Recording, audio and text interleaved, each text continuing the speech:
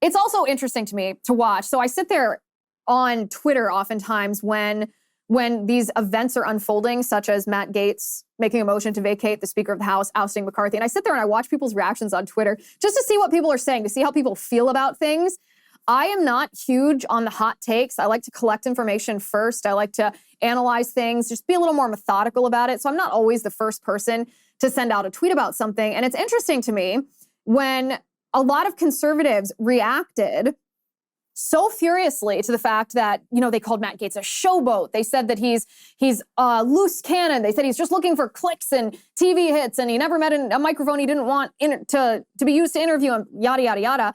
But it's weird to me how furious a lot of conservatives are at Matt Gaetz for ousting McCarthy when we didn't hear a word from most of these conservatives when 18 House Republicans refused to pass an amendment that would defund drag shows and Pride Month at the Department of Defense. Like, do we not see a little disconnect in priorities here? Just a little problem in how we're directing our anger or what we think is the biggest threat to our agenda. There's a little disconnect here. And I too, one of people's main concerns is, okay, Matt Gaetz, you did it, you accomplished it, okay, you held McCarthy accountable, but what's the plan now? I also want a plan. I hope Matt Gaetz has a plan. I don't know if he has a plan or not. I hope and pray that he does, or that he's coming up with one. I hope we don't jump out of the frying pan and into the fire, which is also what some people are concerned about. This is a valid concern. But let's not pretend, as we are waiting for Matt Gaetz's plan, let's not pretend that McCarthy's plan was good. Like, what was McCarthy's plan? Give more money to Zelensky in Ukraine? Come on.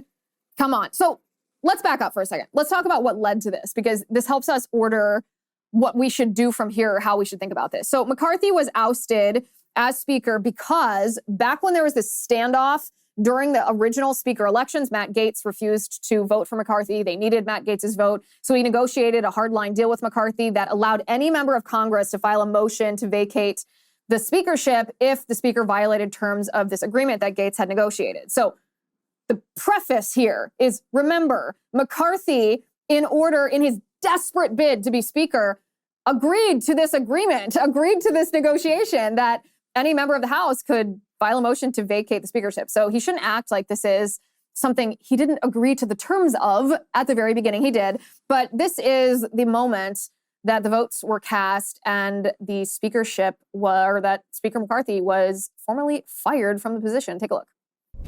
On this vote, the yeas are 216. The nays are 210. The resolution is adopted. Without objection, the motion to reconsider is laid on the table. The office of Speaker of the House of the United States House of Representatives is hereby declared vacant. Okay, let's stop right there. So I feel like there should be like dun dun dun music at the end of that, but it's really not that big of a deal. If you ask the average American, they don't know who the Speaker of the House is. So again, I don't quite understand the outrage from a lot of conservatives. If I'm missing something, I'm sure you'll let me know, and I'm interested in your take on here. But again, McCarthy didn't follow the rules that he negotiated.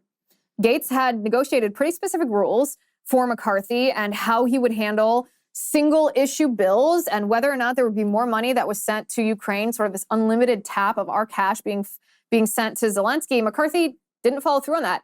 Just last week, he negotiated a deal with Democrats behind the backs of Republicans that would send more money to Zelensky in Ukraine.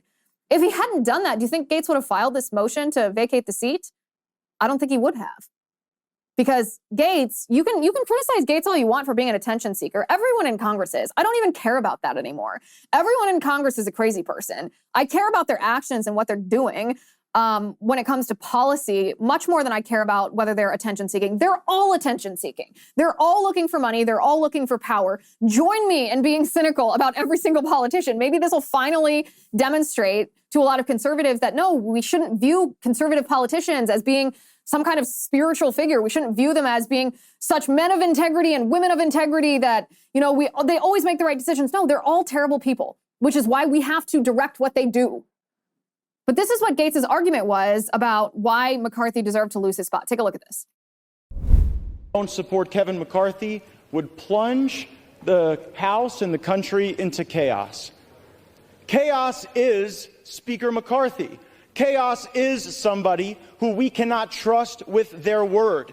The one thing that the White House, House Democrats, and many of us on the conservative side of the Republican caucus would argue is that the thing we have in common, Kevin McCarthy said something to all of us at one point or another that he didn't really mean and never intended to live up to. I don't think voting against Kevin McCarthy is chaos. I think $33 trillion in debt is chaos. I think that facing a $2.2 trillion annual deficit is chaos. I think that not passing single-subject spending bills is chaos. I think the fact that we have been governed in this country since the mid-90s by continuing resolution and omnibus is chaos. And the way to liberate ourselves from that is a series of reforms to this body that I would hope would outlast Speaker McCarthy's time here, would outlast my time here, and would outlast either of our majorities. Reforms that I have heard some of the most conservative members of this body fight for, and some of the reforms that we've been battling for that I've even heard those in the Democrat caucus say would be worthy and helpful to the House, like open amendments, like understanding what the budget is. We have been out of compliance with budget laws for most of my life, most of many of your lives. And by the way, if we did those things,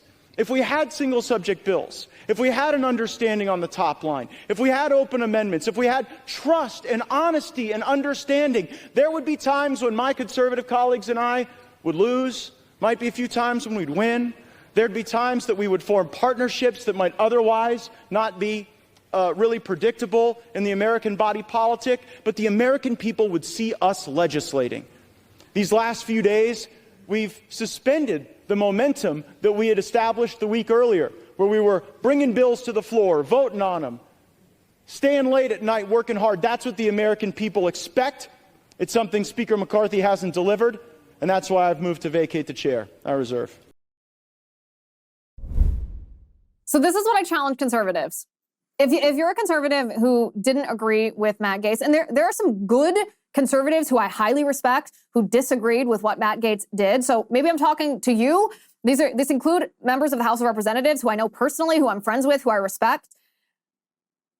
I challenge you to listen to that argument from Matt Gaetz and putting all of his other behaviors aside. I don't care if you don't like him personally. I don't care if you think he's an attention seeker. I don't care if you think he's a blowhard. I don't care about any of that. For the purpose of this exercise, think about his statement right there narrowly.